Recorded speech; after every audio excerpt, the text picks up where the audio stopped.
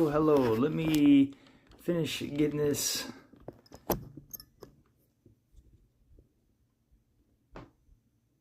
camera set up here. Just a second.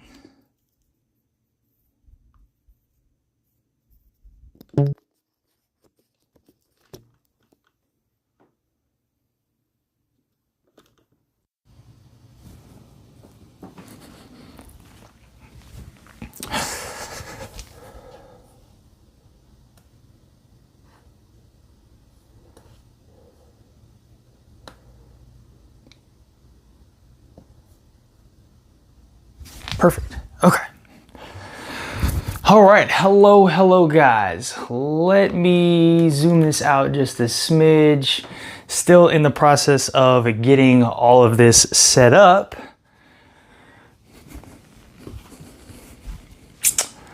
Should be able to. Okay.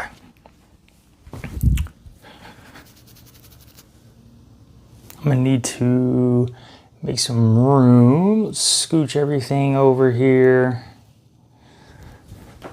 Zoom out just a little bit more. Okay. Let me go on the other side and push this down just a smidge.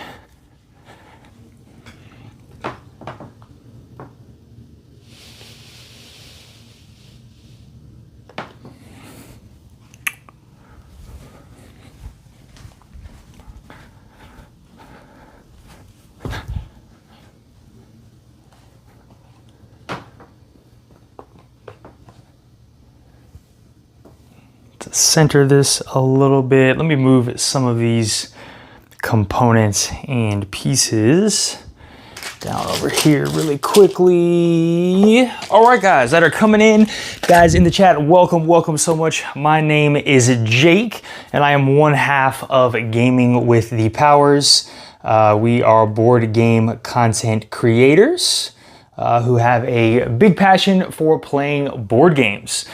Today's video, as the thumbnail suggests, we are doing a solo playthrough. We're going to be taking a look at the solo mode here of the board game Mesopotamia. It's got about 2 days left, really 1 day left, probably by the time this video goes live. Well, it is live right now, but tomorrow, as of tomorrow, we'll have 1 day left on this campaign. I'll go ahead and drop the link down in the description below if you guys are interested in this campaign on GameFound. There are going to be 3 distinct solo modes available. If you guys did not take a look at the most recent update that they have come out with, detailing and talking about these solo modes, there's 3 different types. Today's video, I'm not going to take a look at the autonomous mode.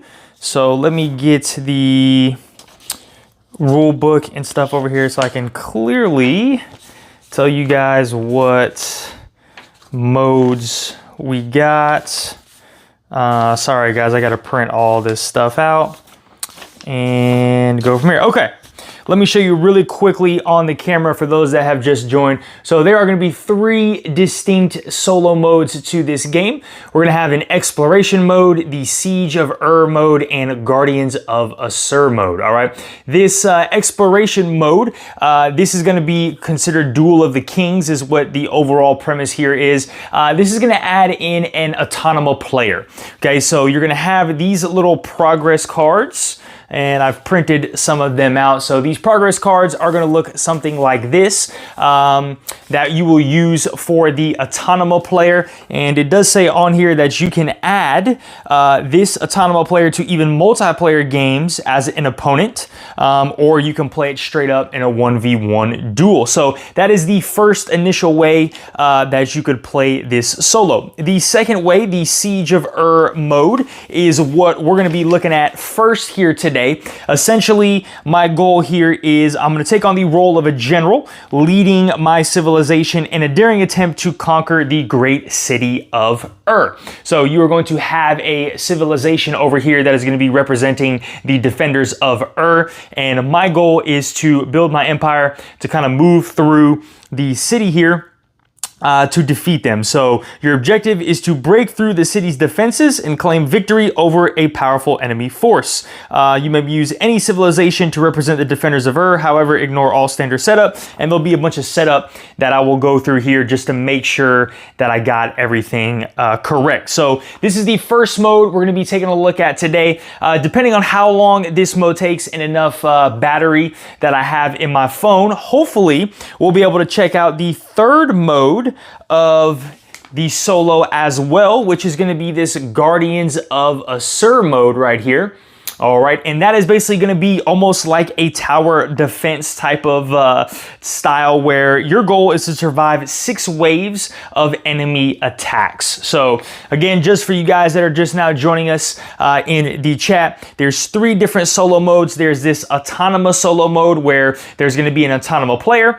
You're going to have this mode that we're looking at, the Siege of Ur, where I'm trying to tackle the great city of Ur here. And then last but not least, there's kind of like this wave mode where you're going to try and defend 6 waves. So we'll be taking a look at the defenders of the Ur mode first, or assaulting of the Ur mode first, and then hopefully we will have time to take on that Guardian of Assur mode. Okay, so let's go ahead and jump right in. I've got some things set up. I believe I have everything fully set up for our playthrough, but I'm gonna run you guys through the setup on here so that we know exactly, or you know kind of what is going on right here, and that I can double check and make sure I have done everything correctly. So there are gonna be some components that might be off the board. So of course, down here below, I will have my player board with all my technologies. When I am in the middle of taking these actions, I'll bring my player board out in front of me. But other than that, I mean, all my components and pieces are over here to the left-hand side of the board. All of the other pieces and components are over here to the right side of the board. All right, guys, enough chitter chatter for me, enough rambling. Let me grab our Siege of Ur mode and let's dive right in. Okay, guys, as I mentioned earlier, in this solo mode, you take on the role of a general, leading your civilization in a daring attempt to conquer the great city of Ur. Your objective is to break through the city's defenses and claim victory over a powerful enemy force. You may use any civilization to represent the defenders of Ur. However, ignore all standard setup rules for that civilization. Instead, follow the specific setup and gameplay instructions outlined in this solo mode. So the defenders of Ur here, or the Siege of Ur that we've decided to use, is the Elamite civilization. I will be playing as the Babylonians. So my goal is to reach the defenders of Ur's ziggurat, which is in area 6C right here. Ooh, and I knocked off the top of their ziggurat. Victory, I win, I knocked off the top.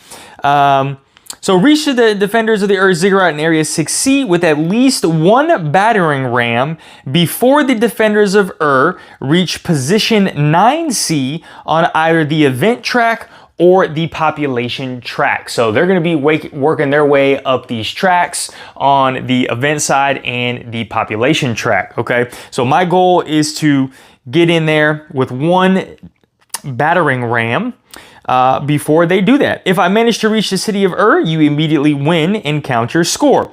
I will lose if the defenders of Ur reach position 9C on either the event track or the population track. You immediately lose that siege. The defenders can reach position 9C on either track even if you occupy that position. All right, so when we get to the setup here, I'm going to set up my empire almost the way you would in a standard game of Mesopotamia. So first you'll select your empire. However, we are going to begin in area 6C, which is going to be right down here, I believe. And my assumption is you can denote all of these areas like 5C, 6C, 1C by the numbering of the tiles right here. So this area would be 6C, right? This area that's covered would be 2C. This area that's covered right here is 3C, and so forth and so on. So just kind of basically those starting positions that you would find in a standard game of Mesopotamia is where they are gonna go. And let me just make sure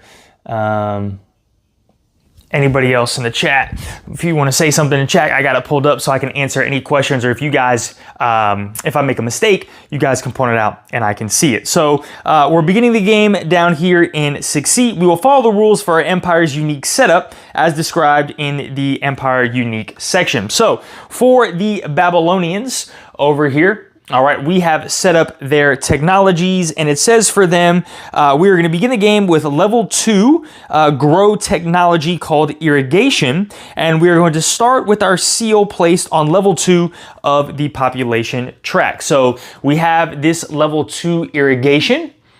All right, that's what we're starting with now, so I can use 2 food to grow my population. And then we are starting at level 2 on the population track right down here. I also do need to gain some resources really quickly. So I'll get 1 stone, 1 wood, 1 clay, and 1 food.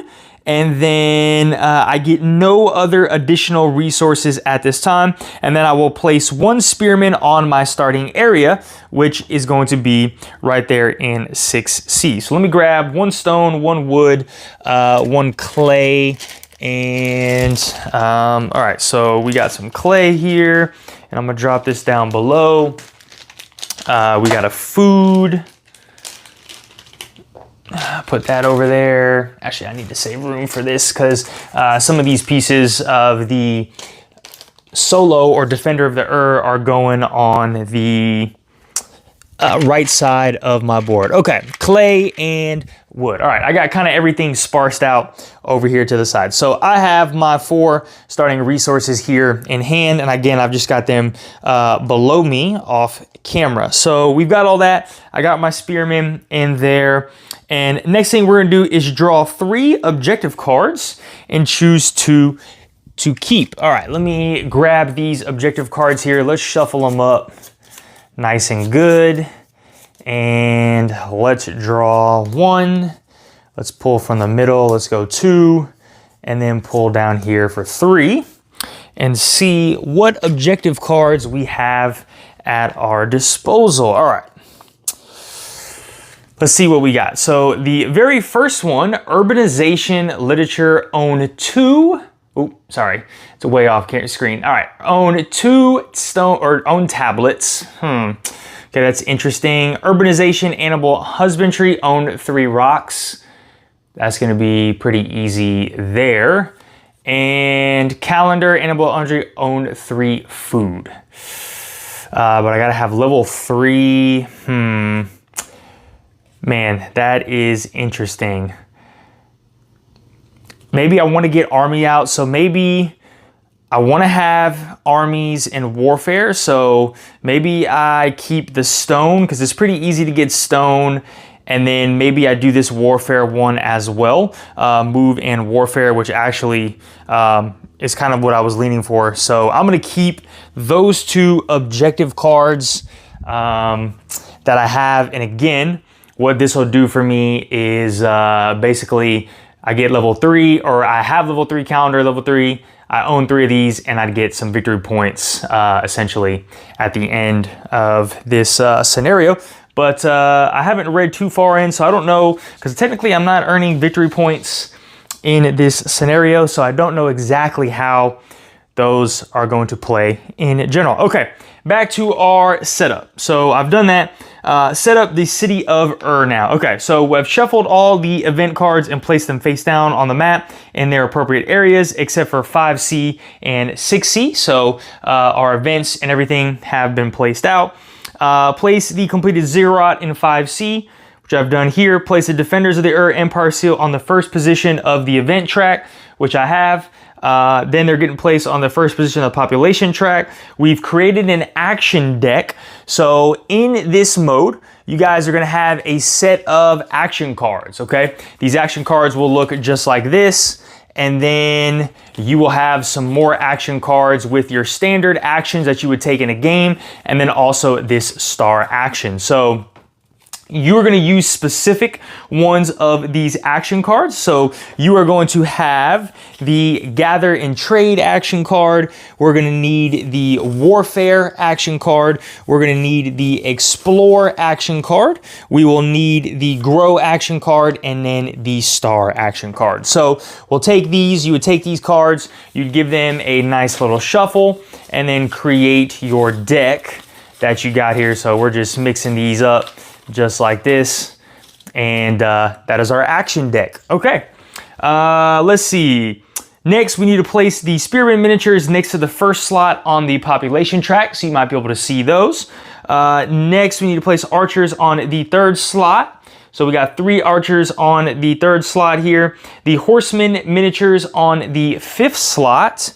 So 5th slot will be horseman miniatures, and then the chariots on the 7th slot of the population track. So let's put these chariots right there.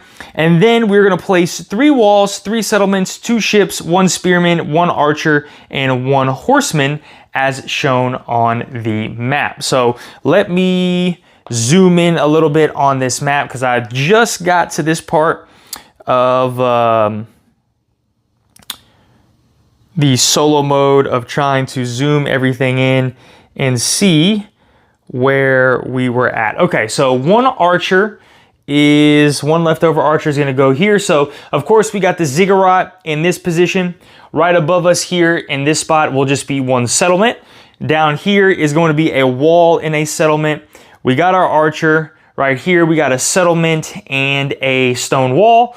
Right here is just going to be a wall. We got a horseman right here.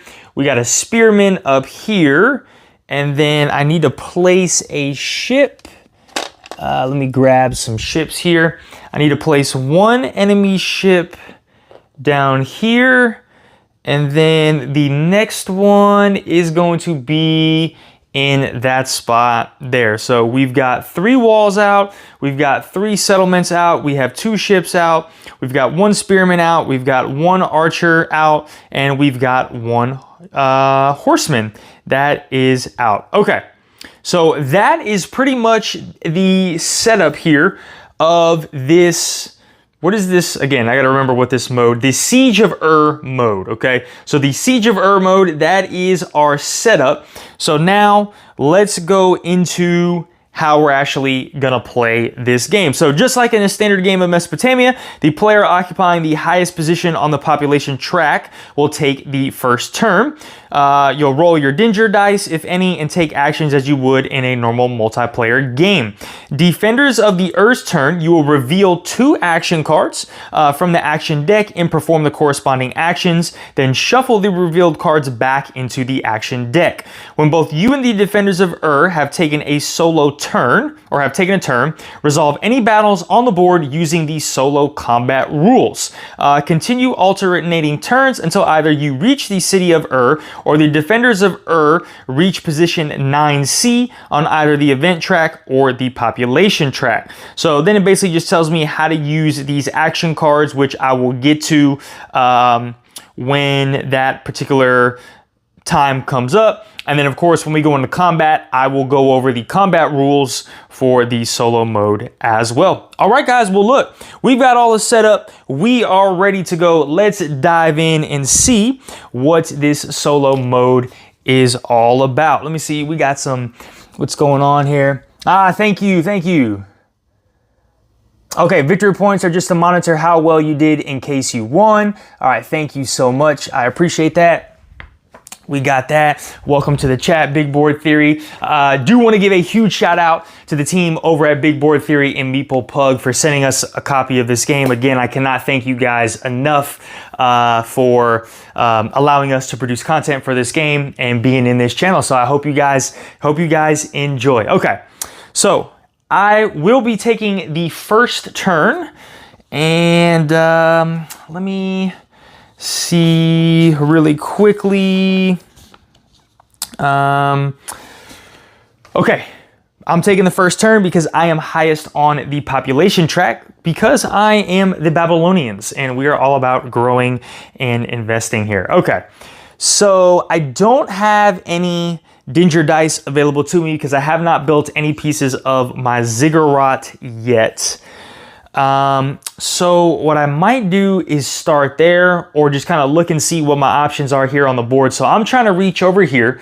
Of course, they've kind of got everything blocked off here with these walls. So battering rams is going to be key. So I'm going to need to find a way to upgrade to be able to get those battering rams.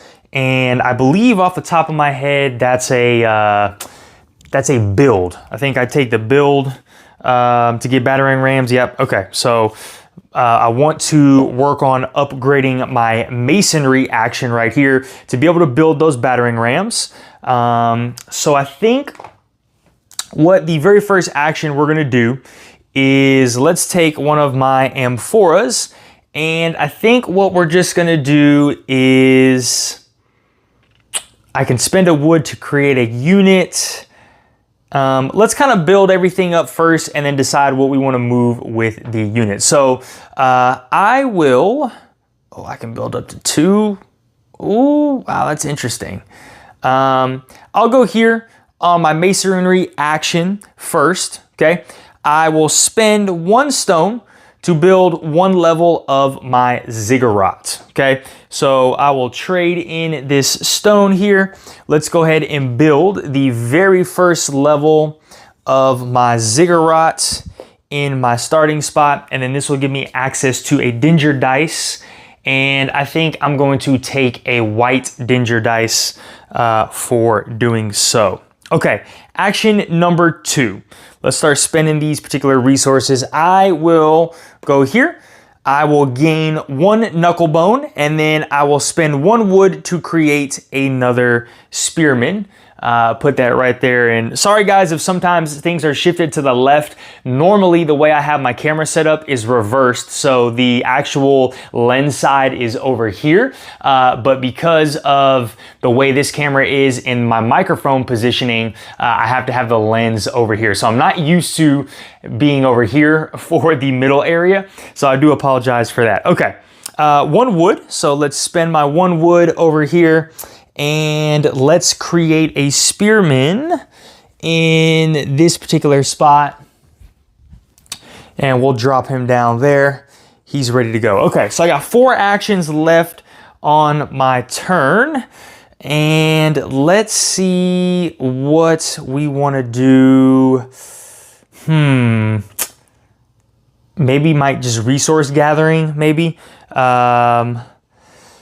I can gain 1 of any resource I can use then. So I could, so here's a thought.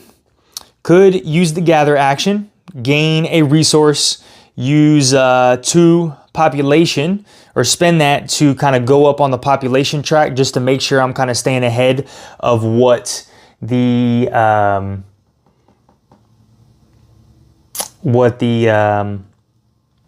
they're doing. Or I can just kind of rush things and go to research and work on trying to get these battering rams as quickly as possible, which I think I might try that strategy. Let's try and do a rush strategy before they can kind of get these units, because I think as these units move up the tracks, those units are going to come out. So I don't want to try and risk that. All right.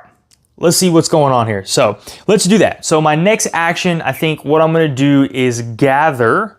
So we'll do this particular action right here, gather 1 resource. So we're gathering a resource down here, and just want to double check that when I'm in an area with my ziggurat that I can gather any resource of my choosing.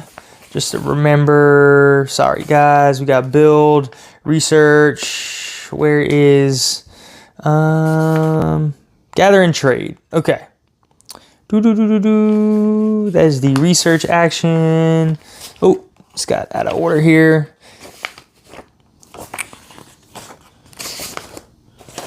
Uh-oh. Where is the gather and trade slot? I know I got it over here somewhere. Grow action. I don't need to increase my population. Research. Build. Explore.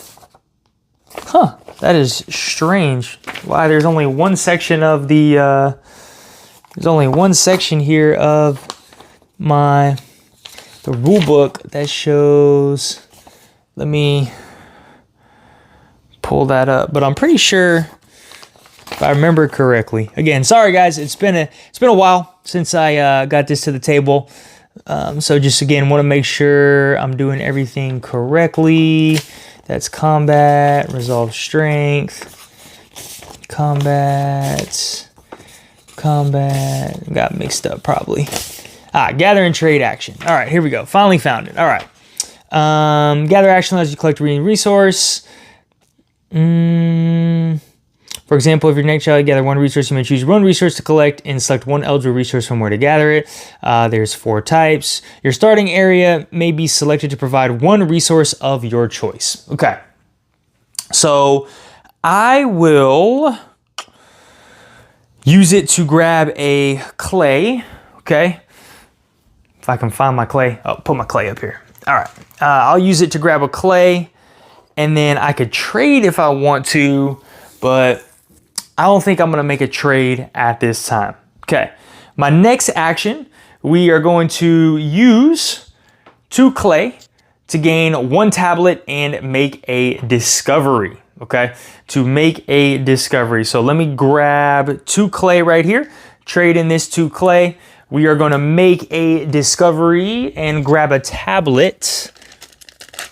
So use this tablet, and then essentially I'm going to trade this tablet in to upgrade one of my abilities, and we are going for that level 2 build action, which is going to be woodworking. All right.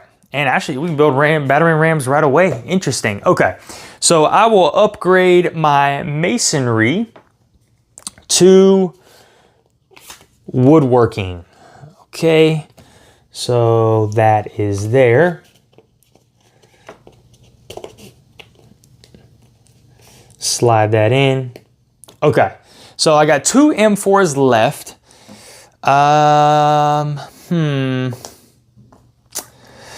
Let's activate 1 unit.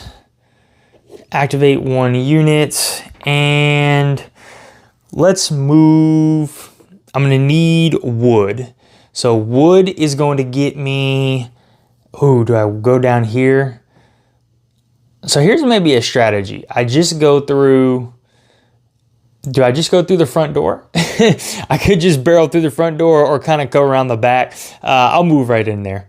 I'll move into there with that spearman, and that is my 1 unit activation. I got 1 action left. I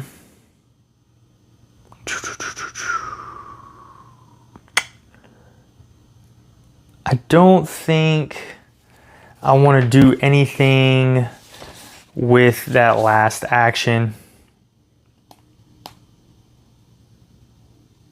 because I cannot do the same action more than once. So I think that is going to be the conclusion here of my turn. So let's grab my M4s back. I feel like that was a pretty decent first turn right there.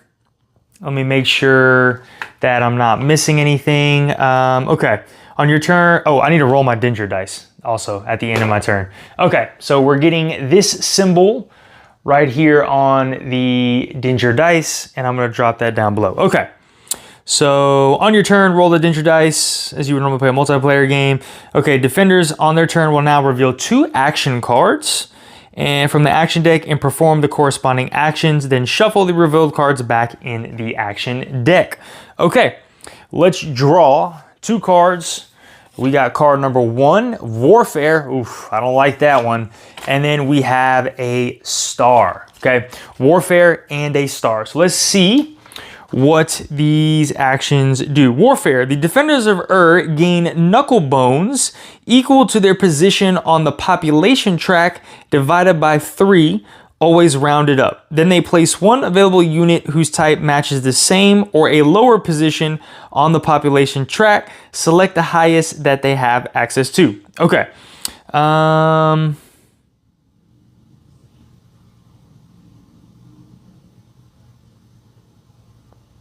So what is, okay, so let's just start this from the beginning. They gain knuckle bones equal to their position on the population track. So their position is 1, divide that by 3, that is 1. So they'll gain 1 knuckle bone. Alrighty. My math should be correct there. It's the summer, guys. Math is hard. It's also probably 8:30 at night. Okay. Then they will place one available unit whose type matches the same or a lower position on the population track, selecting the highest that they have access to. So we got some spearmen, which is right where they are at. They're next to. Spearmen are placed in areas with settlements. Archers are placed in areas with walls. Horsemen and chariots are placed in the rightmost area of the map, adjacent to enemy units, blocking the path to the city of Place one available unit whose type matches the same or lower position on the track. Spearmen are placed in areas with settlements. Does it say? I don't think it says exactly where. Is it just randomly I get to choose, or do I roll a dice? They place one available unit whose type matches the same or a lower position on the population track. Is it maybe the 1 spot? Let's see. Oh.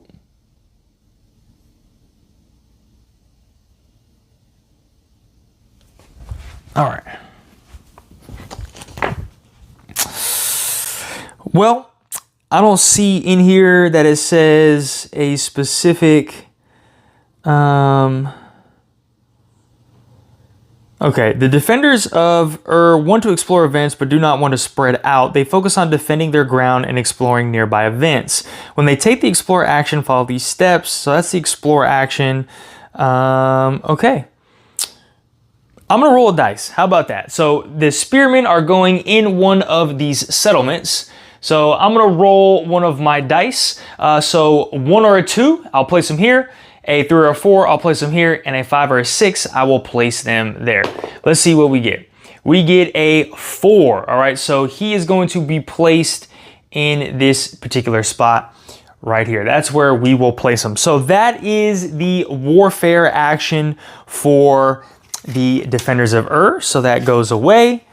And then the star action here is the defenders of take no action. Okay, so we got super lucky with that. And then we will go ahead and shuffle all of these particular cards and get ready for the next round of the game. So that is the conclusion of 1 round. I believe I've done everything correctly. Again, if I made any mistakes, I do apologize.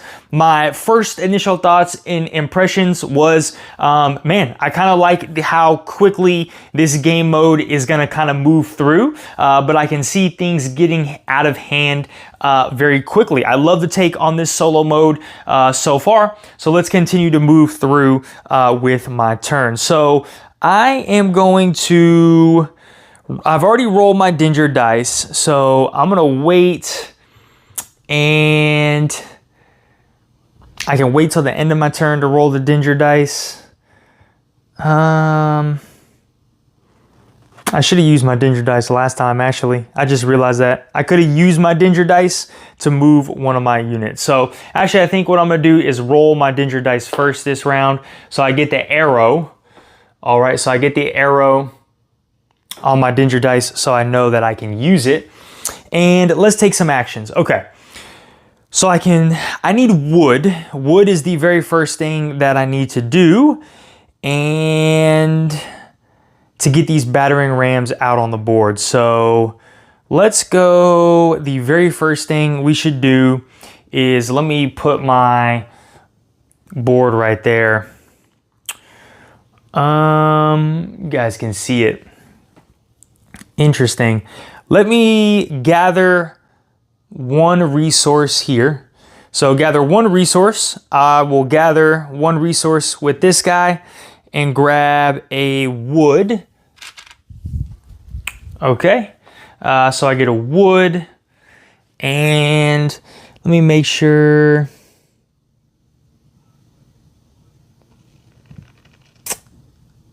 I know there's gathering limitations. Okay.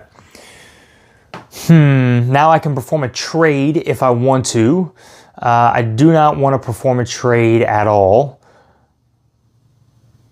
So that'll be the end of my first action. Okay. Second action. Let's go here. I could build up to 2, maybe. Man. Maybe we upgrade that resource next turn. But see, I don't want to spend my time doing resources. Let's get a battering ram out. All right, so we'll do that. Trade in a wood, okay, to get a battering ram out onto the board. Let's get a battering ram out onto the board. For my second action, I can use my Dinger dice to gather again. And I can build another level of my ziggurat. Is it worth it? I think, wait, when I build my ziggurat, do I go up on the track? I think I might have missed that step too. I believe so. Ziggurat. Okay. May only be built in your empire starting area, 6 levels. Each time a level is built, you may gain 1 additional Dinger dice of any color that exceeds their current level. All players begin the game population level 1. To build the second level, player must first advance their population track. Oh no, population track is my growth thing. Sorry. I'm really good at remembering the base actions, but all the little tiny details, I forget sometimes. When you play hundreds of board games, literally, you start combining different board games together and thinking of different things. So, okay. I need wood then to grow my population.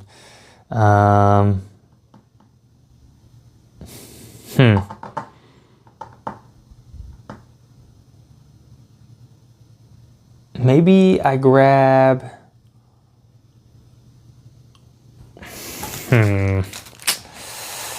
I don't know. I do not know. This one is interesting because I need to start sending units into... I need to start making progress to go that way. So I think what I do is upgrading my technology is kind of going to allow me to do things to have better actions. And so I really need to find a way to generate a lot of clay. Is there any... So I can trade in a food and a stone to get 2 tablets and 2 wood, which that actually would be pretty useful. So I can use my Dinger dice down here, okay, and slot it in there. Use my Dinger dice to slot in there. And then, ooh, is it only... Could I only use it for that? No, it'd have to be this side, right? No, I think that's right. So Dinger dice would go there, and then I would be able to perform this resource gathering action again. So yeah, so I would gather with these guys here at my base to grab a stone. So I'll put this in combination here. Okay, put this in stone, and then I will take one of my amphoras, and we will place the amphora here, actually the bottom slot, perfect. And I will trade in 1 food and 1 rock to gain 2 stone tablets and 2 wood. Okay, so let me grab 1 wood and then 1 tablet, and then I'll need to grab 1 more wood and 1 tablet. Okay, 1 more wood and 1 more tablet. Okay, now we're generating some steam, guys. We're generating some steam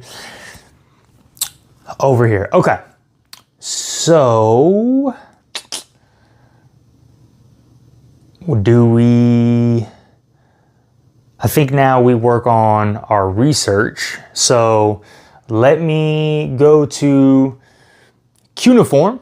Okay, so use 2 clay to gain 1 tablet. I don't have any clay, so I would skip that step. And now I can make a discovery. So I will trade in 1 tablet here. And I think what we're gonna do is upgrade our resource gathering. All right, we will upgrade our resource gathering to level 2. And I need... Where's my level 2 resource gathering? So this is going to be weights and measurements, okay? We're gonna have weights and measurements as our new action, which will allow me to gather 2 times. 2 times, okay. What do we do next? We got 2 wood. So I could save a wood to... Okay. Let's go activate a unit. And I think I'm gonna move this unit in here. I'm gonna kind of bolster it, create a pathway for my battering ram to kind of move forwards. I could actually grab another spearman, but that's going to cost a wood. I need wood to build a battering rams. So I think I'm going to save my wood for now. I got 1 more final read action. Let me double check real quick and make sure. Okay. Must be using a technology with a trade level equal to higher than a trade section. Yep, that's level 1. If there's no amphora on the token or the amphora belongs to you, place the amphora on the token. Consume the resources shown on the left side, gain the resource on the right side.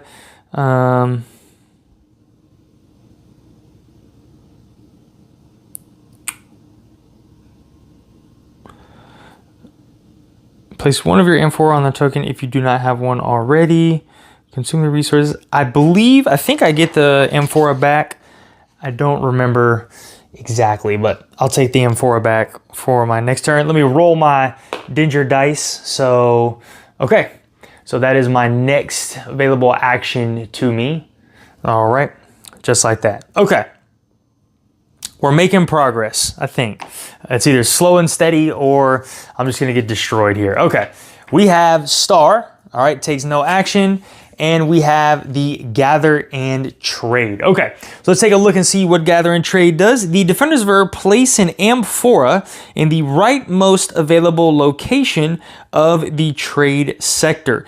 They may place their amphora, okay, so technically this would stay out until the end of the round, I do believe, for this particular thing. So defenders of verb place an amphora in the rightmost available location on the trade sector. They may place their amphora in a sector that is up to 1 level higher than your level in the gather and trade technology. You cannot select a trade option that is occupied by defenders of amphora. So I actually think I don't get... Do I get this back? Or do I not? That's a question. I forgot. I thought I saw... Okay. Place an amphora in the rightmost available location of the trade sector. They may place their amphora in a sector that is up to 1 level higher than your level in the gather and trade technology. So I'm actually level 2. So they could go up to 1 level higher. So it says they place in the rightmost available location of the trade sector, and they may place their amphora in a sector that is up to 1 level higher. So if they can place it up to 1 level higher, I am level 2, they could technically put it in level 3 and place it there, and then they would not get it back. Okay, so then I do believe I take that. Let me just double check one last time. Big Board Theory, if you are on the chat, do you get these amphoras back that you use to trade? Or do they have to stay do they stay there the entire time? The upper part of the board is trade area divided into 4 sections, each representing one of the possible trade levels. You can access each one of these sections provided.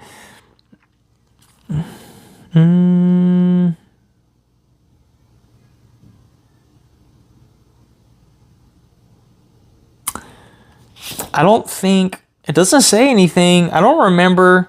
I didn't play it last time. The last time we played it, and every time I played it, you could take these amphoras back because it didn't say specifically you lose that amphora. I don't think you would lose, and the way we understood it was, I don't think it's advantageous that essentially you're giving up an action to take these trade routes. I think it's just the first one there is the first one to do it. Okay, so let's see here. That is the end of round number 2. Okay, let's start off with the next round. So what do I got at my disposal here? I am going to... I can gather 2 resources, which would be useful. Let me upgrade. Let's upgrade our... Let's do an upgrade first. So go here, use 2 clay to gain a tablet. I don't have any clay to make a tablet, but I can make a discovery, trade in a tablet to upgrade a technology. And what do I want to upgrade here? So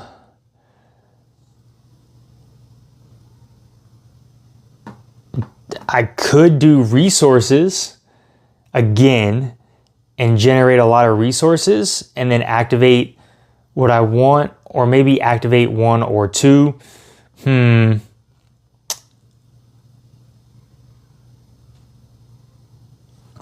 Let's upgrade our map making and let's be able to activate more units. I think that's where we want to go right now. And so we're going into astronomy is what we're doing. And let's start making our way over to the city of Ur over here. Okay, so I have 1 wood left at my disposal. So I could build another battering ram. Let's get things cracking here. So activate any units a total of 2 times. So let's go. Ooh. I could go.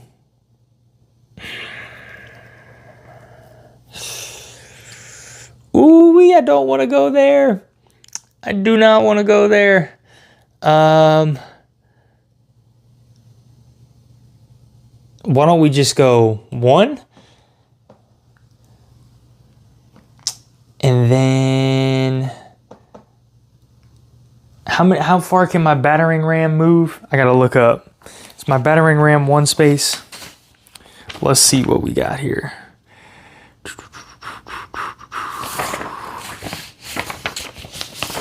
Gotta go back to I forgot what my battering ram's movement is. I think battering rams move with.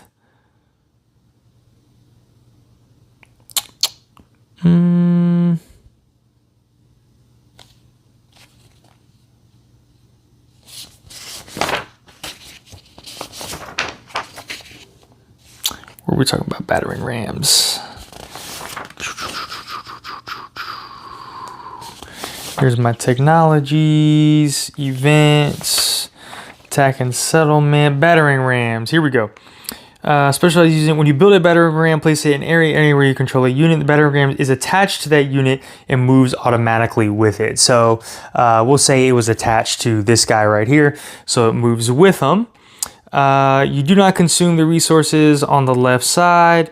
It does not require activation. It cannot move independently. It moves at the same speed as the unit it follows. Yeah, okay.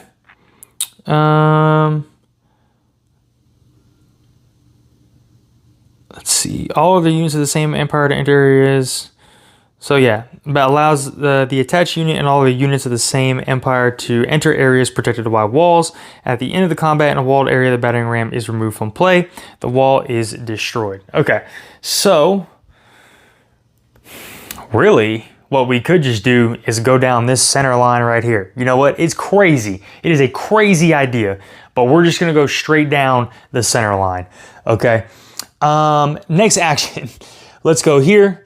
Gather 2 resources. I will gather,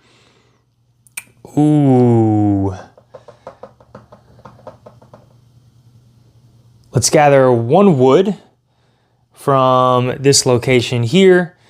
And then, can I gather, let me just double check. Can I gather straight up from my ziggurat, or do I gotta have a unit in there? I don't think I have to have a unit in there if I'm not mistaken. Again, I apologize guys for all the breaks to verify the rules. I just want to make sure I am playing everything as correctly as possible during this, because sometimes I have a bad habit of, like I said, mixing certain games together. And let's see. Okay, your starting location may be selected to provide 1 resource. All right, so gather 1 resource from one of these spearmen. We'll just choose this guy right here to get a wood. From here, we are going to gather...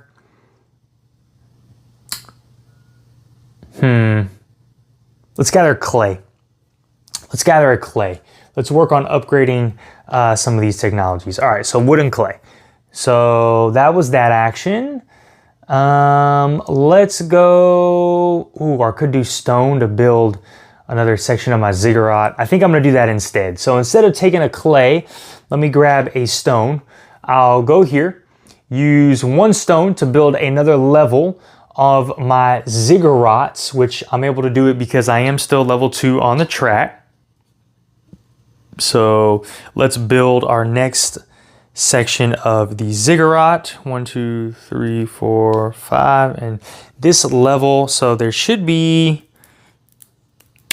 perfect. Okay, so that level was just stuck. So that's level 2. I can get another danger dice. Let's go gray. Let's get a gray danger dice for the turn, and let's roll this bad boy. Okay, so those are my 2 danger dice that I have, so I could take another smelting action, but I have all of them on me. I could take another build action, so I can end up building my battering ram, or I can just do nothing with my dice, which I don't think I want to do. Okay, I need food to grow my population. Man, I don't think there's anything else I can really do at this particular time. So I could gain a strength. Actually, you know what? I could go here and gain 1 strength, which is going to give me another knuckle bone. Oops. So another knuckle bone to my name. And then I cannot create anything because I do have wood, but I'm maxed out on my units, so I can't create anything. The only action I have available left is irrigation. Do not have 2 food to be able to do that, but I do have a danger dice that I can slot there to gain another strength, which will give me another knuckle bone.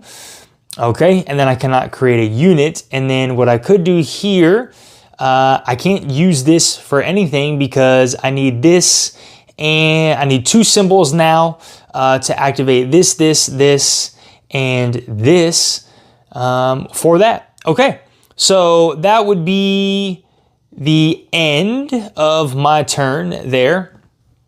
Alrighty, and that's it. So we'll grab all these back, and let's see what our Defender of Ur is up to this round. Okay, explore and grow. Okay, we will do the explore action first. So explore, what do we got? Exploration and events. So the defenders of Ur want to explore events, but do not want to spread out. They focus on defending their ground and exploring nearby events. When they take the explore action, follow these steps. Check for events in an area with a defender of Ur unit. If a defender of Ur unit is in an area with an unexplored event, they explore it. They prioritize events starting with the area closest to one of your units. If there's a tie, choose the event from left to right and top to bottom. Okay, so check for area. Okay, so he's already in an area with an event. He's in an area with event. He's in an area event. He's in an area with an event. So we got 4 units, 1, 2, 3, 4 in areas with an event. They explore it. They prioritize events starting with the area closest to one of my units. So it would be this guy right here. If there's a tie, choose. Okay, so we're going to explore this event right here, which is a level 5. Oof. Sheesh. All right, let's see. Level 5. Is that going to be the Assyrian? Nope, that is not the Assyrian trade routes. Maybe what else we got? Caravan of the migrants. Yep, it is the caravan of the migrants. All right, so that is the event that is out here, the caravan of the migrants. So far in the distance, you spot a caravan winding through the ancient mountains, its travelers cloaked in dust and whispers bearing relics of forgotten kingdoms. Will you offer them refuge in unknown lands or entwine their lost histories into your city's heart? Okay, so let's see what they do when it comes to these events. If no events are in the same area as one of their units, but okay, they will move to your next starting area even if there is an event in there. If all events are explored, move one of their units towards the city of Ur. So what do they do with that particular event? Settle in a new village, assimilate them in their cities. So they gain 1 settlement, gain 1 wood and 2 tablets, gain 1 population, gain 2 food and 2 knuckle bones of assimilating them into the cities. So let me see.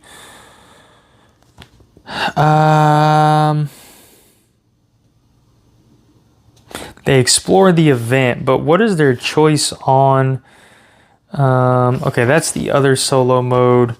I need Siege of Ur mode, that's combat. Let's look at this other paper. Drawing an action card, that is combat. Let's see. Action cards. This one I am not completely sure on. So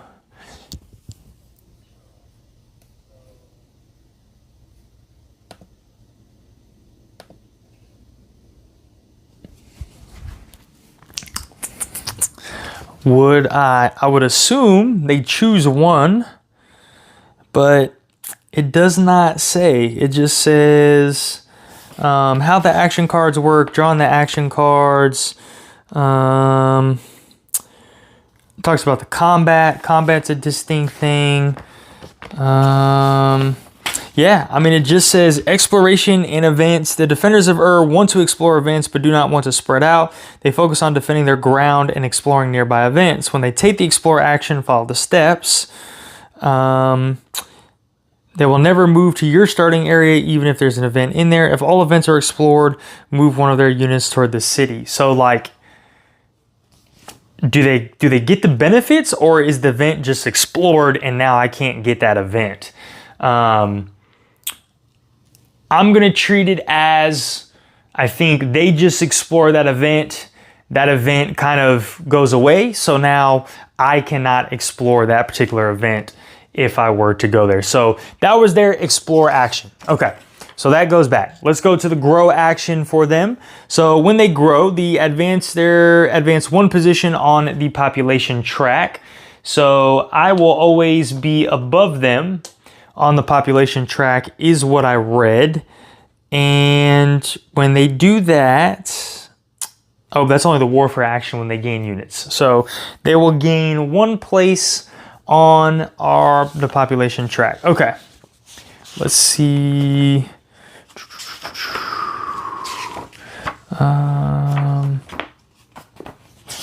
Let's make sure I read that correctly. Where did I say? I swore somewhere that said you are always above them on the population track. Oh yeah, it says right there. Just like in a standard game, the player occupying the highest position on the population track takes the first turn. On your turn, roll your danger dice and take actions as you would in a normal game. Defenders of the turn reveal 2 action cards. When both unit defenders cards taking a turn, resolve any battles on the board using solo combat rules. Well, that doesn't say. I could have swore it's in here somewhere. I'm not crazy. I know I'm not crazy. If the defenders reach position 9C on the track, you immediately use defenders reach position on the track, siege, follow the rules, your empire seal.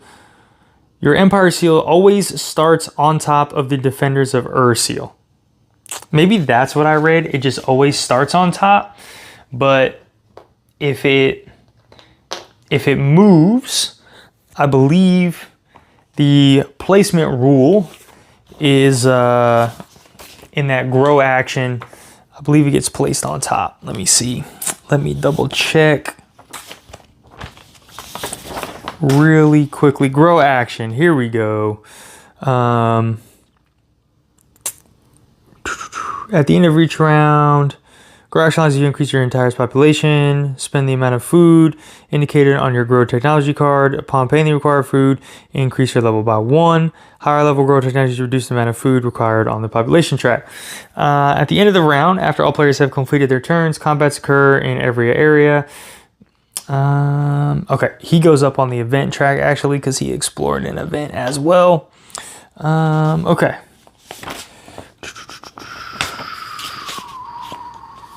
I need to go to the very beginning and let's take a look at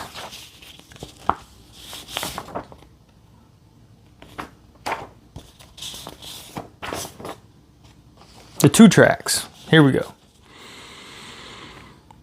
The population track increases to the grow action. During the action phase, players take turns based on their position, starting with the player who has the highest population. They are determined at the beginning of each round and remains fixed for that round. Any changes to the population track during the round will affect turn order in the following round. At the start of the game, players place their empire on the lowest position on each track. If the next position is occupied, the advancing player places their seal on top of the existing one. Yep, is considered higher on the track. That's what I figured. Okay. So he actually increases his population, goes up 1 on the track, and we go from there. All right, let me make sure. Defenders advance 1 position on the population track. Okay, so that is the end of his turn. We'd go into the next round. He is ahead of me on the population track, so he will go first in this particular round. Okay, guys, we're getting the hang of it. We are getting the hang of it. Hope you guys are enjoying the content so far. Again, I do apologize for the constant pausing of the rules, but again, I just want to make sure I'm playing these rules correctly. Okay, he's got explore and warfare, so he is exploring again. So let's see what happens. So if no events are in the same area as one of their units, then move a defender unit to an adjacent. So they check the area with a defender of their unit. If a defender of their unit is in an area with an unexplored event, they explore it. They prioritize events starting with the area closest to one of your units. If there's a tie, choose the event from left to right, top to bottom. So left to right, top to bottom, it would technically be this guy right here. So he's gonna pop out And this is going to be he goes up on the event track. And what do we have here? A level 1, that looks like some village with the ancient wisdom, okay? Village with the ancient wisdom. Ooh. All right. Deep in the desert, a village remains untouched by time. Its people, guardians of ancient wisdom, speak in whispers with their knowledge of a silent force that stirs the air with untold power. Okay, so they have explored that. We've increased his spot on the track, and now he's taking the warfare action. Oof, so he's bringing more people out. So they gain knuckle bones equal to their position on the population track divided by 3. So you know what? I'm bringing out my calculator here because math is very, very difficult. So 2 divided by 3, he still technically only gets 1 knuckle bone, and probably y'all are like, that is so easy to figure out. Okay, then they place 1 available unit whose type matches the same or a lower position on the population track, selecting the highest that they have access to, which is going to be another spearman. And again, we're just going to do the same thing as we did last time, rolling one of the dice. So he has a 6, so this spearman is going to go out in this location down here. All right, that is both of his actions for that particular round. At the end of my turn, I believe I should have rolled my, or no, I rolled my dinger dice at the beginning of my turn. Sorry. I get confused. That one is a weird confusion thing, because in a multiplayer game, you technically want to roll it at the end so you can plan for next turn. In a solo mode, you don't really need to do a lot of planning, so you can just roll it at the beginning of my turn. All right. Beginning of my turn, let me roll my Dinger dice now, and those are my results, okay? We'll drop these down here. Let's bring this out, and let's go ahead and start taking some actions. All right. Do we want to just dive up in here and start initiating combat? Or I can explore this event. Man. Spearmen, I believe, have an advantage over horsemen, so it actually might be advantageous to go through here and then kind of progress. I technically wouldn't even have to get through these walls, right? Because I can move here. This is an area. I can move in here. This is an area. I can move this way. I can move here. And then from this spot, I could go in there, and I technically could avoid all of the walls. Interesting. Okay. I think that's what we might do. I think that is what we might do. So I need to get these activate units online. All right, so the very first thing we're gonna do is activate any 2 of my units, or activate any units a total of 2 times. So activate this guy once, boom, and then, oh, actually reading that incorrect. It says activate any units a total of 2 times. So does that mean I could activate anybody I wanted twice? Or just activate 2 units? I think it's activate 2 units. There's no way. That would be insanely cracked out at a level 2. So activate this guy. We go in here. We get to explore an event. Let me double check and make sure when I take that explore action. Okay. If a unit ends its movement in an area with an unexplored event, that event is immediately revealed and resolved. Papa. What do we got? We got some Sphinx. Ooh-wee. Okay. Let's go. We got a 4-piece. The Statue of Nergal. All right. Here we go. Amid scorched dunes, a black stone monument rises. Nergal, god of war, is etched in wrath. The wind whispers ancient names. Sand coils like serpents. Eyes unseen weigh your fate. So options are: pray for spears and fire. Control this monument at the end of the game to gain 1 victory point and gain 2 spearmen.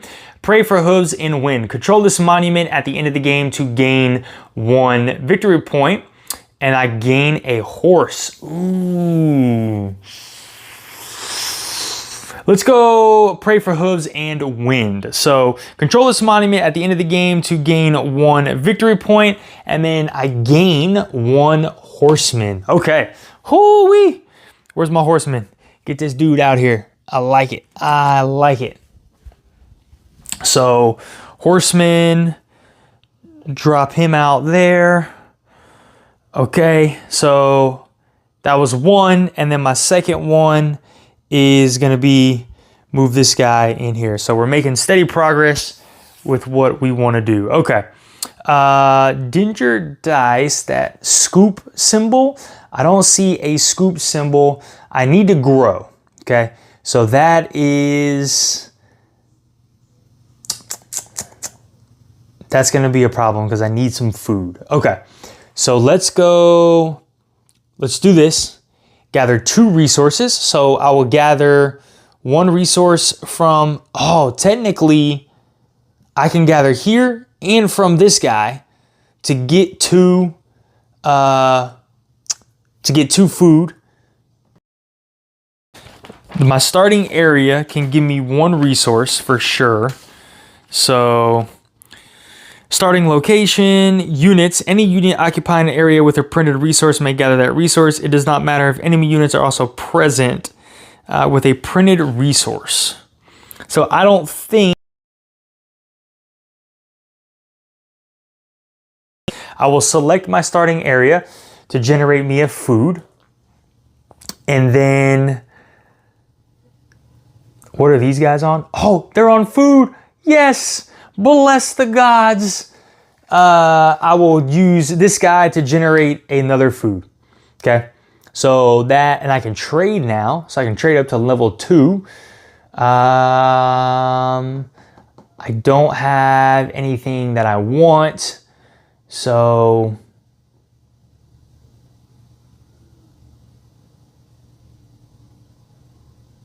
let's not do anything else. Okay. No trading. We don't want to set up a trade route on that one. Okay. Next action. We are going to grow.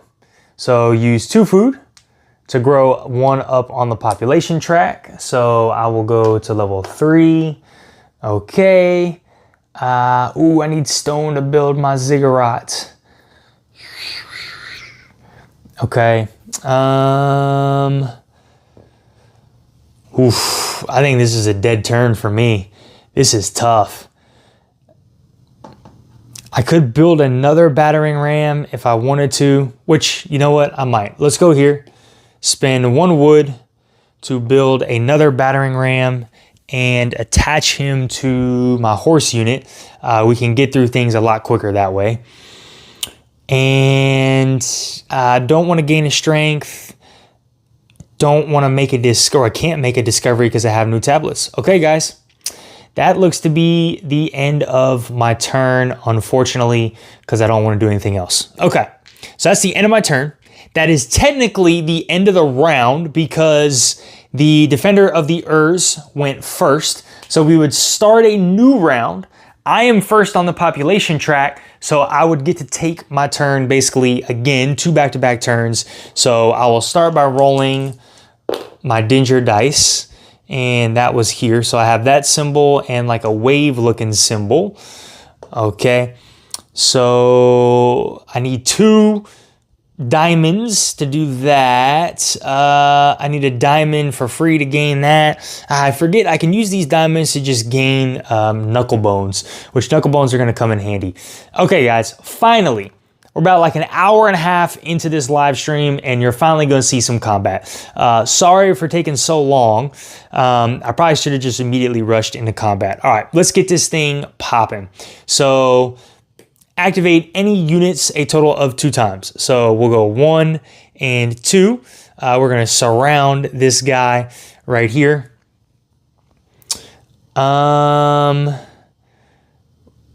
Next action, let's drop this here to gain a knuckle bone. Let's go. Ooh, what do we got in there? Food. Okay, let's do this and use this guy to generate one food, this guy to generate one food, and we'll do that. So I got 2 food at my disposal. Go here, generate another knuckle bone, and I can't put any more spearmen out. Go here, you spend my 2 food in order to grow on the population track.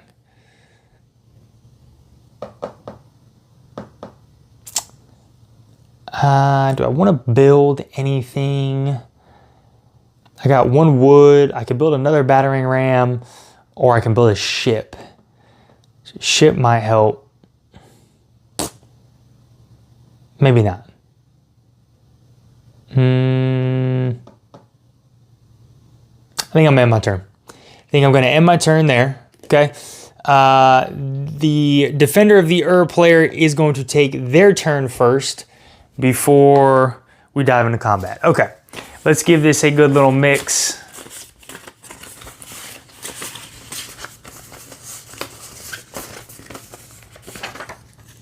Gather and trade. Okay, gather and trade, and then no action. So gather and trade, let's see what they are doing here. What are they doing again? For gather and trade, defenders of Ur place an amphora in the rightmost available location on the trade sector. Let me grab one of their amphoras.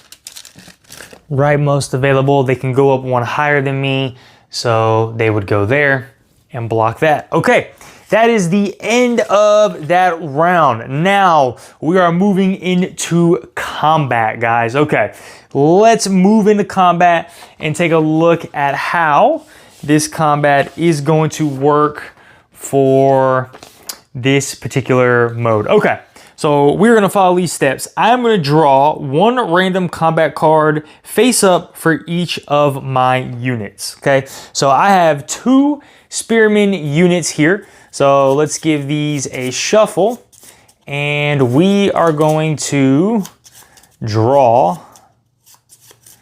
2 random, and I'm just gonna place them right here on the board for the spearmen that I have. So we are gonna draw 1 random combat card face up for each of our units. Place any knuckle bones, any number of knuckle bones, into the available slots on your combat cards. Draw for the autonomous. Okay, knuckle bones. So I have a bevy of knuckle bones. 1, 2, 3, 4, 5, 6. I have 6 knuckle bones at my disposal. I think what we do is really, let's go place a knuckle bone here. Let's spend 3. We should only need to spend 3 knuckle bones to be able to do this. So that's 4. That should be plenty enough right there. Let's just put 1 on that. Okay. So my hope here is that that is enough to defeat the... let's place 1 more for good measure. So we'll give this guy juiced up. Okay. We'll give this guy juiced up. So that is my positioning of what I'm going to do.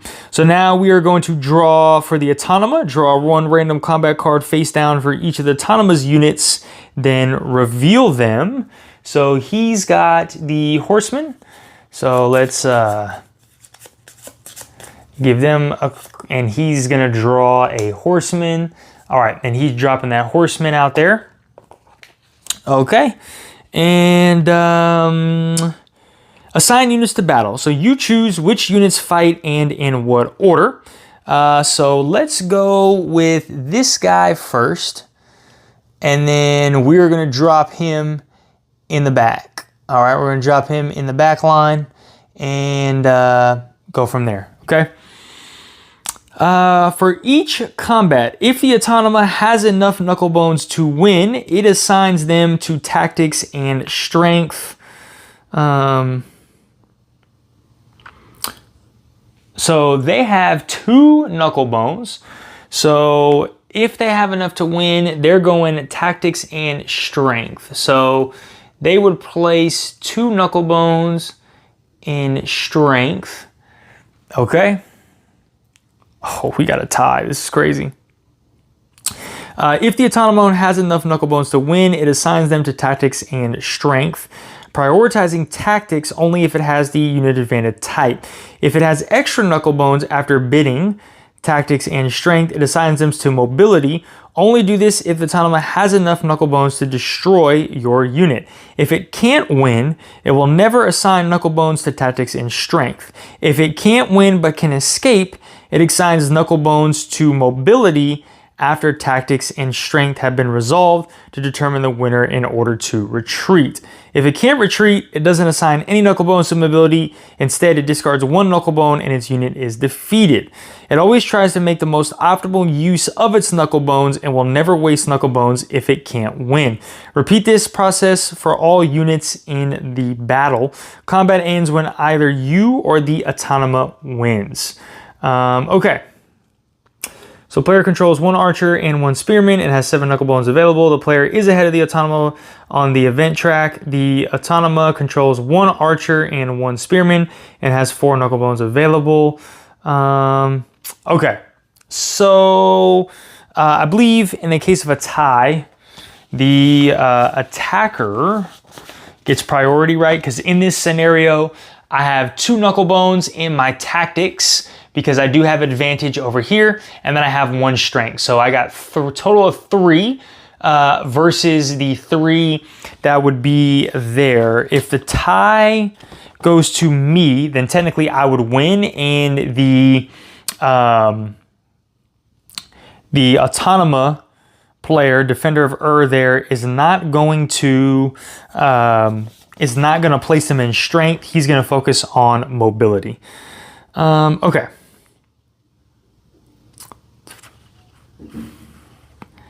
Let's go resolve strength. We've done that. Resolve tactics, unit type advantages, combat engagement. All right. Once they've all been resolved, add the total strength of the applicable tactics. Strength includes pre-printed and assigned knuckle bones. Tactics only apply if the unit has type advantage. Unit with higher 10. If the totals are equal, the tie is broken by the event track. The Empire higher on the track is considered the winner. Okay, so never mind. He would be the winner. So in this scenario, he would place all 3 knuckle bones on the strength, because that is going to allow him to be the winner in this. So if the autonoma has enough to win, it assigns them to tactics and strength, prioritizing tactics only if it has the advantage. Okay, so it would be the winner in this scenario. So now, again, let me double check. So, after losing, the unit must either retreat or is destroyed depending on the outcome of the mobility phase. If the winning player also has a mobility check, the losing unit is pursued eliminated. If the losing player won mobility, the unit may retreat following the retreat rule. So I have 1 mobility in this circumstance. So we would go back. I do get to retreat with this unit. And retreating, I can just go back in 1 particular space. So we'll move him back there. We've done that. Okay. Next unit. This lines up. This unit gets fatigued. So it is gone. And now we would look at the battle here. I have 3 versus his 2. I am victorious, okay? We go to mobility. I do win mobility in this case, so the horseman would be defeated. We stabbed him up. He is defeated and removed from play, and I am victorious. Okay, after the battle, you lose all knuckle bones I placed during the battle. Then for each category you lost, power, tactics, or mobility, return 1 knuckle bone per card, but only if you placed 1 there. So I did lose strength, so I believe I just get 1 back. And I lost mobility. No, I won mobility. Yeah, so the only thing I lost was strength. Okay, that is it for the combat. So that's how the combat is going to work. A normal combat, guys, would be with bidding. So of course you would bid on these 3 categories, and then whoever had the most would get to put those knuckle bones in those particular places. So I hope that combat made sense. Combat is a little bit more intuitive and easier than you think it is. Again, you got 3 values: strength, tactics, and mobility. Strength is just straight up how strong your unit is. The tactics are different unit type advantages. You only will include the tactics if the unit, your unit that is attacking the defender unit, has an advantage. So the advantage is always printed on the card of that unit. So the spearman has an advantage over the horseman. So when a spearman attacks a horseman, you include this row and the strength row in the total. And then when it comes to mobility, so what happens is the loser has an opportunity to retreat and run away.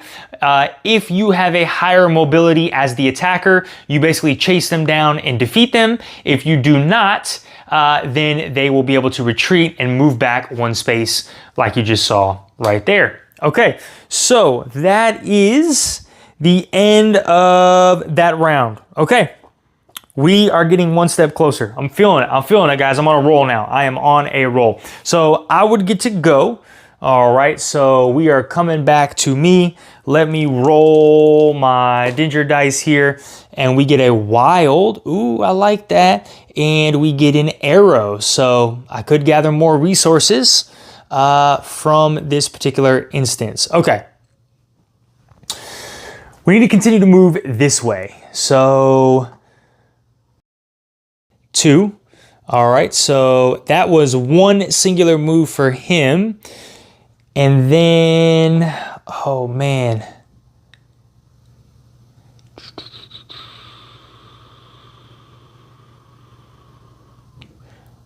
Do I do something crazy? No. Well, okay. I need to look to see if I enter combat with a battering ram that is not against a wall, does my battering ram disappear? Because my thought process here is I could activate this guy again, boom, go boom, boom, and then pretty much just go boom into boom. Like go in here, defeat him, and then go up there. That might be the plan. Or I can just for now, wait, let me see. Let me double check real quick. That's combat. Let's get back to the battering rams. Battering rams, battering rams, battering rams. Is it only, all right. When you build a battering ram, place an area with unit control. It's attached to the unit and moves automatically with it. You do not consume the resources on the left side. It does not require activation. It cannot move independently. It moves at the same speed as the unit it follows. In combat, a battering ram allows the attached unit and all owner units of the same power to enter areas protected by walls. At the end of combat in a walled area, the battering ram is removed from play. Okay, so technically, I could just activate him again and go 1, 2, and drop him there, and then move into here, do battle, and then move there, and I would be considered the victor. I mean, that's my interpretation of how that is going to work. So, okay, let's move on with the rest of my turn. All right, let's get some resources. Let's get some, ooh. Yeah, let's gather 2 resources and perform a trade action if available. So what do we want to do? I would like to continue to upgrade my technology and maybe get, I feel like I'm a good spot on the population track. Do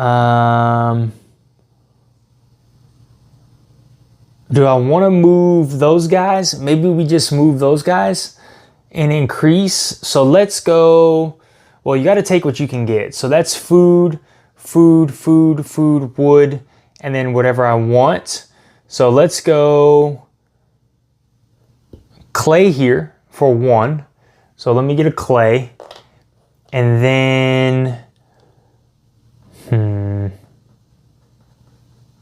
but I also need, maybe I take stone here and build another level of my ziggurat. Let me do that. So stone for 1, gather 2 resources. And then, so that was from here. And then food or wood is my option. Let's take food. I feel like food is better. And then let's look to see to make a trade. So I can do wood and a stone to get, I need a ship for tablets. Maybe I should have built a ship first. Interesting. Okay, we'll do no trade action. We'll go here and use a wood to, I can build up to 2. So use a wood to build a ship. So let me grab a ship and bring a ship out here. All right, let's drop a ship. I believe a ship comes out. Let me see with my ships.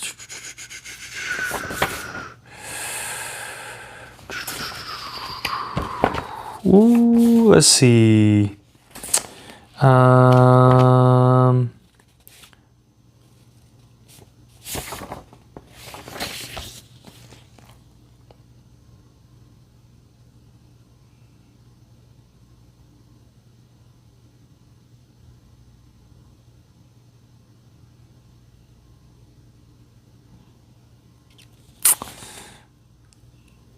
Let's see.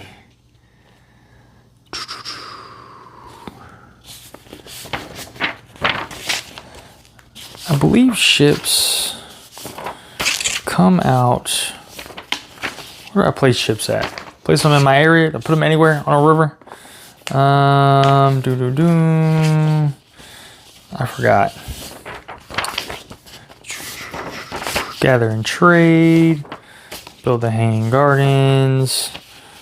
Build action. Yes. Where's my ships? May be built on any river section adjacent to your starting area. Yeah, that's what I figured. Okay, so river on a, well, technically kind of here. River section on an adjacent area. So we're going to do there. So that's my ship. Okay, moving along. So, I think we just do an M4 here, gain 1 strength, which is a knuckle bone. And all of my guys are out. I will, actually what I think I'm gonna do is,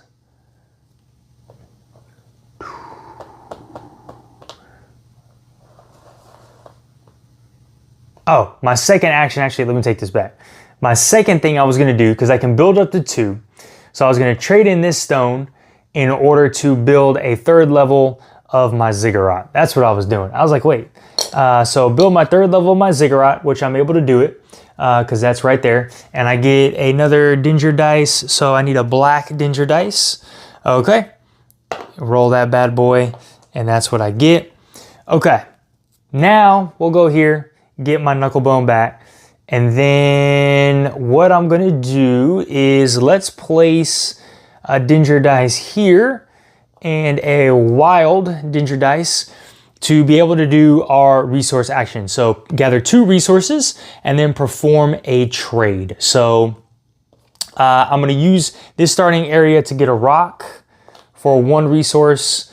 And then what I'm going to do is grab another food. I think I'm just gonna grab another food from this guy right here, okay? And that's that. Now I can perform a trade. I will perform 1 trade, and we are going to do a level 2 trade or level 1 trade here. So I need a food and a stone. Okay, food and stone, which will allow me to get 2 tablets and 2 wood. So 2 wood, boom, boom, and 2 tablets. Perfect. Okay, so that's that. Last action is we are gonna do cuneiform. So use 2 clay to gain 1 tablet, which I don't have clay, but then I'm gonna make a discovery. So I will trade in 1 tablet. Oh man, what do I upgrade?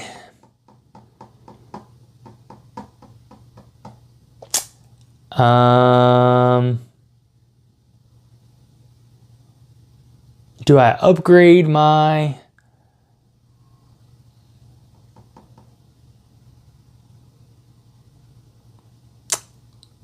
I think what I do is maybe upgrade my explore action, or I can upgrade my research action to upgrade more stuff. Or I can technically upgrade my warfare action to get... This is a tough call here. This is a very tough call.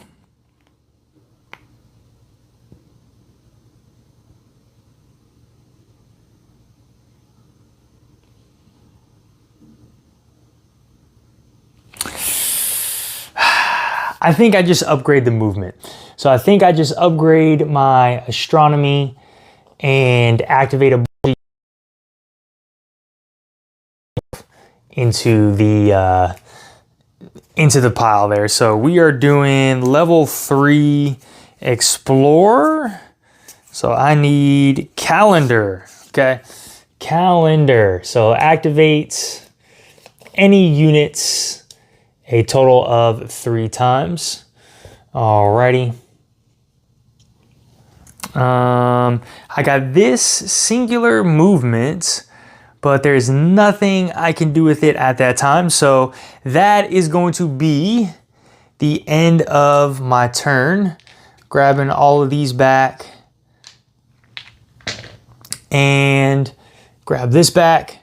And let's go to our lovely defender of the Okay, let's see what he's coming with. This could be it, guys. We could be getting close to the end here. Gather and trade and star. Woof. Okay, so gather and trade. So what is that gather and trade again? Let me double check. Where's my solo rules?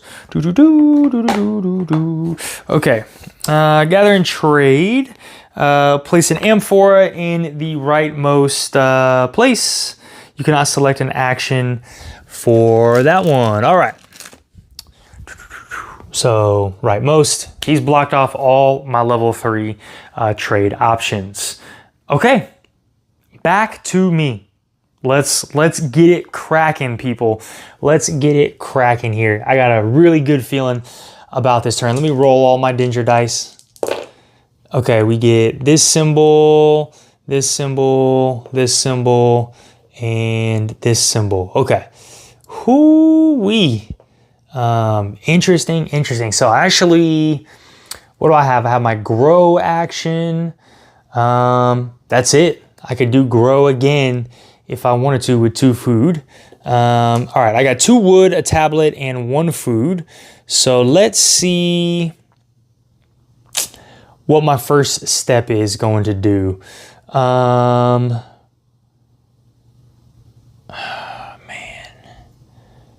Let's go activate any units a total of 3 times.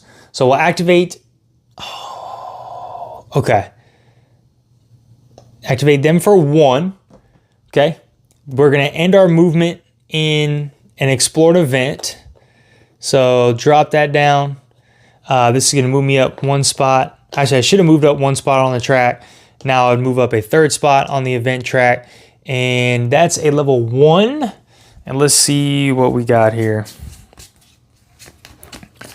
So this is going to be the remnants of an ancient civilization, okay? Remnants of an ancient civilization. So veiled in mountain mist, the forsaken village stands as a monument as a vanished faith. Broken idols gaze skyward and scarred cravings pulse faintly with a divine residue. Their air hums with ancient prayers, long unspoken yet never forgotten. Beneath the cracked earth, something holy or cursed begins to stir once more. So gain 1 dice per round from protecting the village. After 6 rounds, the village joins your civilization as a settlement. You gain 1 level of ziggurat. Raid the village. You gain 1 rock per round from enslaving the village. After 6 rounds, the village is destroyed and you may place up to 2 walls in your area. Okay, I am going to protect the village here. So I will need to get one of my dice, drop this on this card. So we're just going to drop this card down here as a reminder.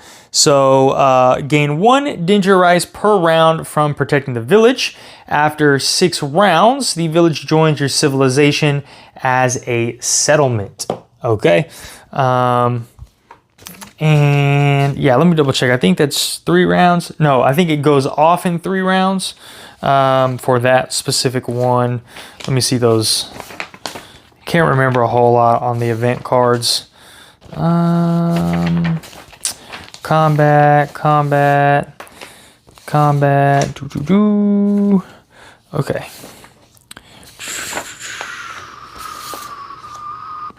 All right, we read the event out loud. We made our decision. Control this event for 6 rounds. We're not controlling anything around. Protect the village. So at the end of round 1, gain 1 tablet. Rotate the die to show 2. Repeat this process each round. At the end of round 6, gain the final reward and reach a discovery. Remove the event token from the game. Advance on the event track by the amount shown. Usually 3. So you gain. Okay. Never mind. So this is brutal actually. So I did this incorrectly. I apologize for this. I got to make a correction here. So they would move up the amount of spots that are on the card. So the autonomous player or defenders of Ur would move up 3 spots on the track for this event, 1 spot for this event. So they should be at 4. So they would be here. So 1, 2, 3, 4. So they would be up top here on the event track. All right, for me, this is just right here. Gain the monument at the end, control this monument at the end of the game to gain 1 victory point. The event is resolved immediately, gaining bonuses, and then the player advances on the event track by the amount shown. So I would move up 2 spaces for that event. Okay, so now in this particular event, what we would do is I would have this dice down here at the end of round 1. I will get the reward, rotate the dice to show 2. Repeat this process at the end of round 6. I would gain my final reward, remove the event card, and advance on the track. Okay, so that is that was that one. So we are protecting the village here for a time. So that was 1 unit activating once. Now I do have to. Here's where it gets interesting. You have this movement, what is it, flanking or like pinned in, essentially, where, let me make sure I'm reading this pinned in correctly, because it's like if you have more units in that area and your unit can move more than 1 space, you can continue movement with that area. So now the battering ram technically wouldn't count as a unit, because of, let me see with that. I think the battering ram will not count as a unit. You do not consume. It does not require activation. It cannot move independently. It moves at the same speed. When you build a battering ram, is attached to the unit and moves automatically. I don't think it would technically count as a part of the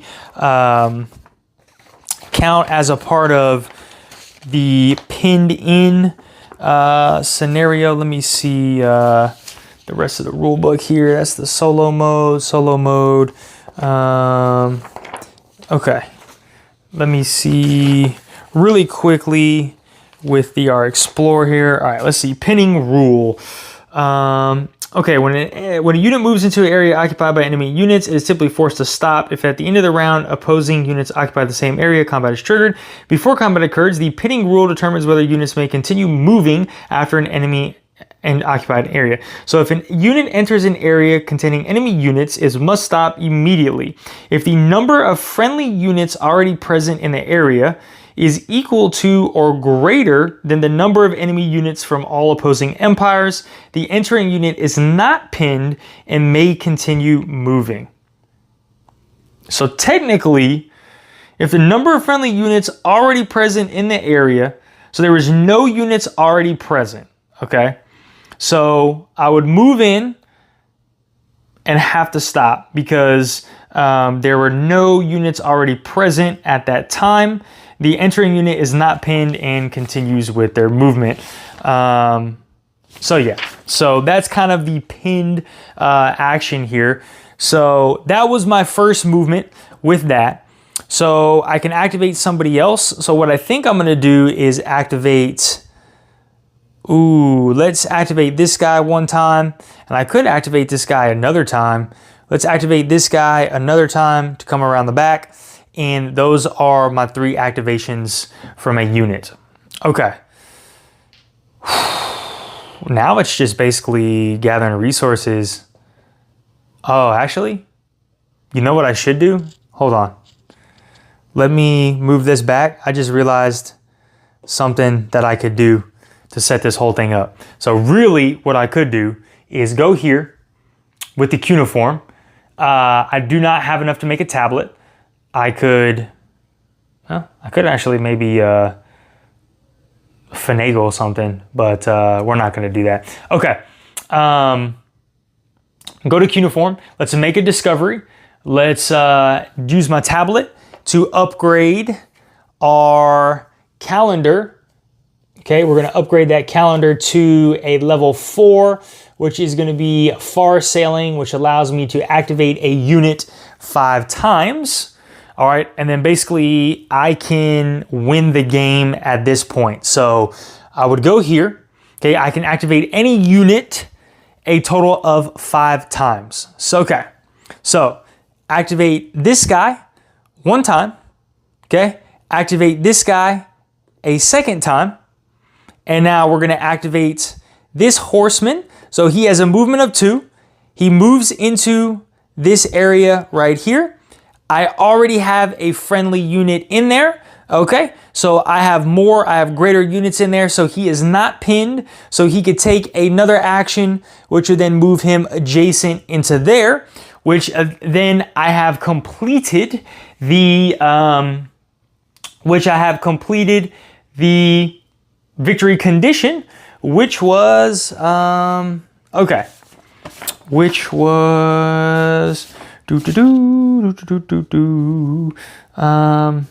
which is basically get a unit in there with a battering ram. I know I got it right here. I got it here somewhere. Sorry guys, I got all the papers around here. Yeah, there we go. My goal. If you manage to reach the city of you immediately win and count your score. Reach the defenders of in area Ziggurat in area 6C with at least 1 battering ram before the defenders of reach position 9C on either the event track or the population track. All right, guys. Well, look, that is victory. That is victory for me in terms of this mode. Okay, let's dissect this mode very briefly. Okay. This took a lot longer than I think it would actually take you guys in order to play this mode. Again, I did stop frequently to make sure and double check the rules that I was playing this one correctly. But honestly, guys, I think that once you get the rules down and get the hang of it, I mean, this literally could be a 60-minute deal, maybe a 45-minute deal. Maybe if you're moving quickly, I don't think this mode would take you a long time at all. I enjoy it. I enjoy it a lot, okay? It maybe seemed a little easier than what I initially thought, but again, I did get super lucky with a lot of these action cards, I think. So that has a big role to play. I can definitely see if the cards are not in your favor, how this can be very overwhelming. The one aspect, though, that was kind of curious to me is I don't understand why maybe, let me clear this here. I don't understand why maybe a wall was not like here or something to kind of, or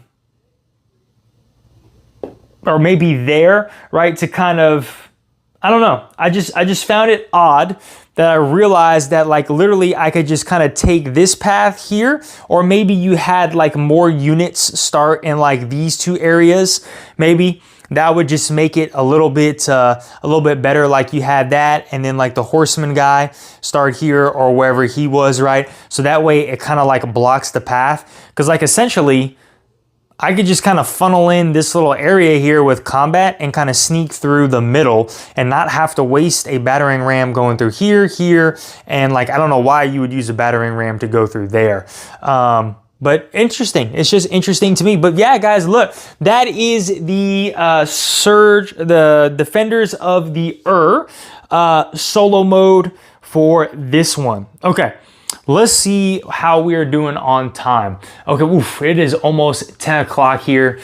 We are an hour and 50 minutes into this one. I think what I'm actually gonna do here, guys, is stop the stream. Okay, we have 1 day left. I think tomorrow at some point, I might do another live stream of that secondary, the waves mode, going in and out and seeing how that one works. But really quickly, what I will show you guys is how that particular mode works, so you guys can get an idea of what you're seeing. They also done a great job with the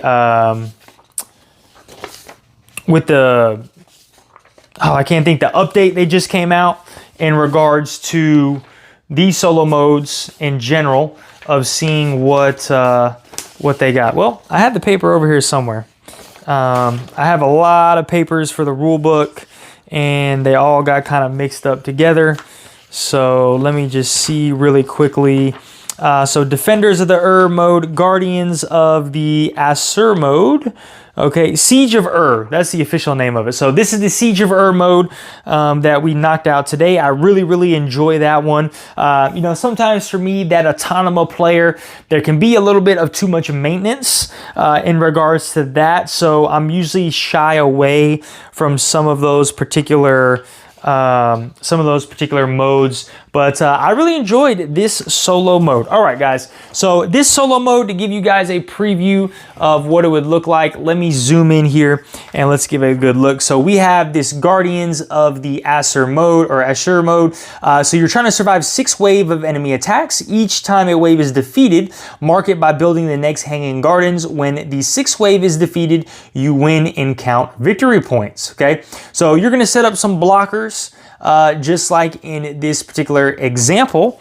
And when it comes to the particular waves, I had the little wave sheet over here. You'll see that the actual solo rules are going to look something a little bit like this. So your wave structure, so wave 1, 1 spearman, 1 archer. Wave 2, 2 spearmen, 1 archer, a battering ram. Wave 3, wave 4, wave 5, and wave 6. And there's some of the combat rules as well. But all right, guys, well, look, that is a Siege of the mode. Again, I do apologize that this took so long. I would have liked to get in both the Siege of mode and the wave mode, but I do not have that much more time on my hands for tonight. Thank you guys so much for checking out this stream. Hope you enjoyed this content. If you did, smash that like button, hit that notification bell, leave a comment on this video, and last but not least, guys, if you are not subscribed to our channel, please go ahead and subscribe so we can keep bringing you some more awesome content. All right, guys, y'all have a great one. Bye.